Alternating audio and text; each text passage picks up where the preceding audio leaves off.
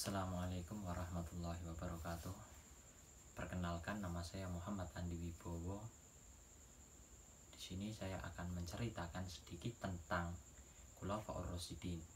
Khulafaur Rasyidin adalah sebuah kepemimpinan setelah peninggalan Rasulullah SAW wafat.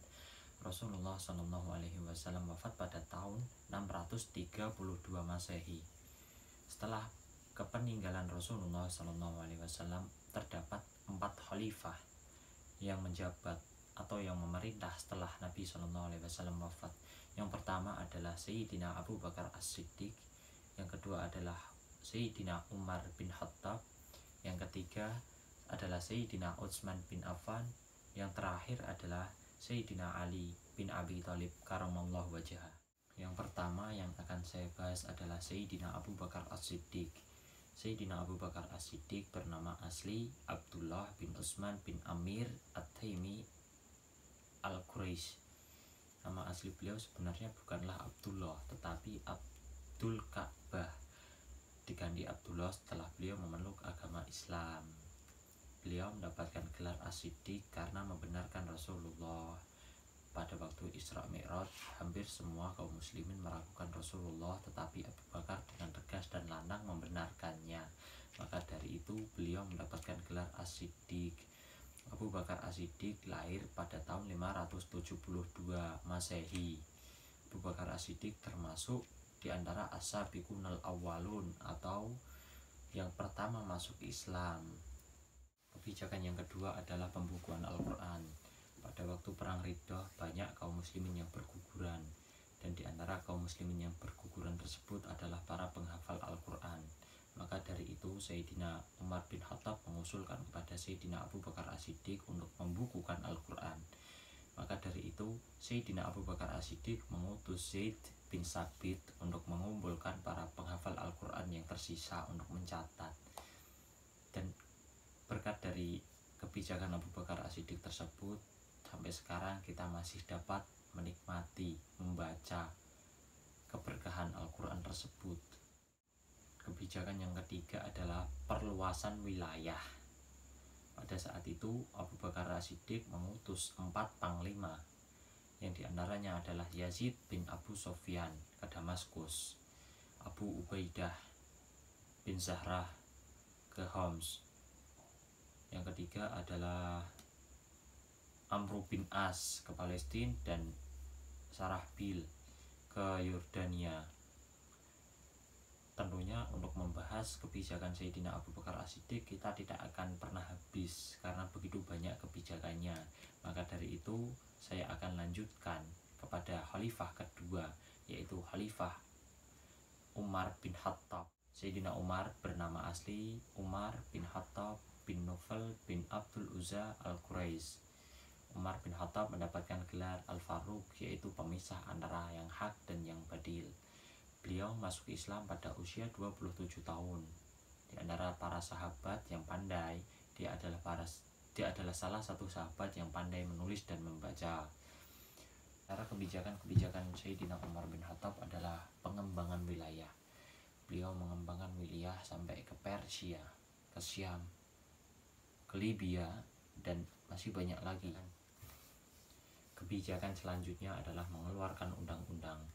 Sayyidina Umar bin Khattab mengeluarkan undang-undang tentang ketertiban pasar, ukuran dalam jual beli, dan kebersihan jalan-jalan. Dan yang kedua adalah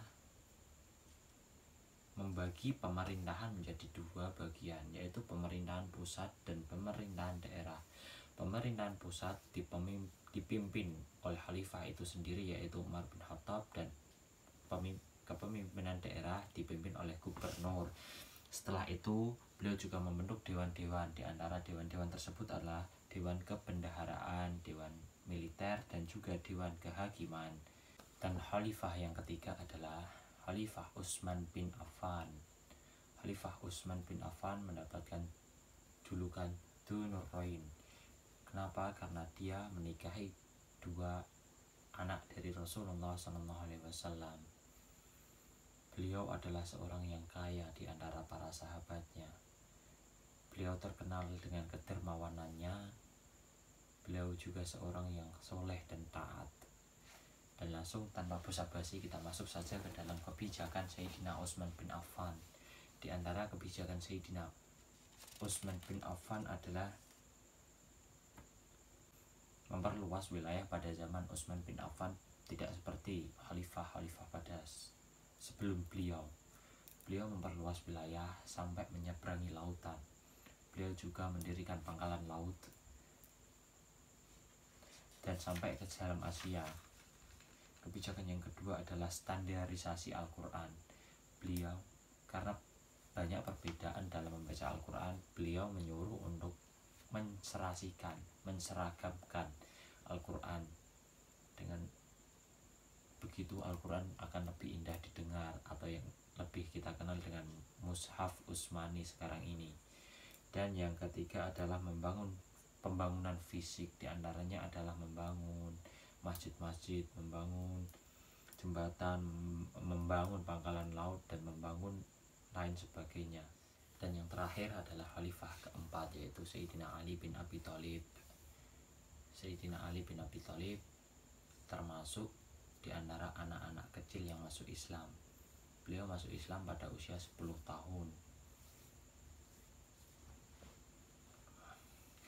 Setelah itu beliau menikah dengan putri Rasulullah SAW, yaitu Sayyidah Aisyah, dan memiliki 5 orang anak, 3 orang laki-laki dan 2 orang perempuan. Ali bin Abi Thalib adalah orang yang sangat pandai. Tanpa basa-basi kita lanjut saja ke dalam kebijakan Sayyidina Ali bin Abi Thalib. Yang pertama adalah penggantian pejabat. Yang dilakukan Ali bin Abi Thalib yang pertama adalah penggantian pejabat yang dilantik oleh Sayyidina Utsman bin Affan dan digantikan dengan pejabat-pejabat yang baru yang dipercaya oleh Sayyidina Ali bin Abi Thalib. Yang kedua adalah penarikan tanah hibah yang pernah dilakukan oleh Sayyidina Utsman bin Affan. Karena hal itu Ali bin Abi Thalib menarik tanah-tanah tersebut kembali. Yang ketiga adalah menghadapi pemberontakan. Di antara yang memberontak adalah Sayyidah Aisyah, Tolhah, dan Zubair bin Awam. Mereka memberontak karena Ali tidak mau mengusut tuntas tentang siapa yang membunuh Sayyidina Utsman bin Affan. Dan terjadilah beberapa perang. Yang pertama yaitu adalah perang Jamal atau perang unta. Di dalam perang tersebut disebut perang Jamal karena Sayyidah Aisyah menunggangi unta. Dan setelah perang Jamal dimenangkan oleh Sayyidina Ali bin Abi Thalib, tak lama berlangsung terjadilah perang di antara Ali bin Abi Thalib melawan Muawiyah yang disebut dengan perang Siffin. Perang tersebut mengakibatkan kaum Islam terpecah menjadi 3 bagian. Yang pertama adalah Khawarij yang membenci atau keluar dari Ali bin Abi Thalib, dan kedua adalah pengikut Muawiyah, dan yang ketiga adalah Syiah. Setelah itu Sayyidina Ali bin Abi Thalib wafat, dibunuh oleh Abdurrahman bin Muljam. Sekian yang saya dapat sampaikan, Pak. Mohon maaf kalau tidak sesuai dengan yang Anda tentukan, yaitu 15-30 menit, karena saya tidak pandai dalam berbicara di depan kamera, jadi mohon maaf. Saya tutup. Wassalamualaikum warahmatullahi wabarakatuh.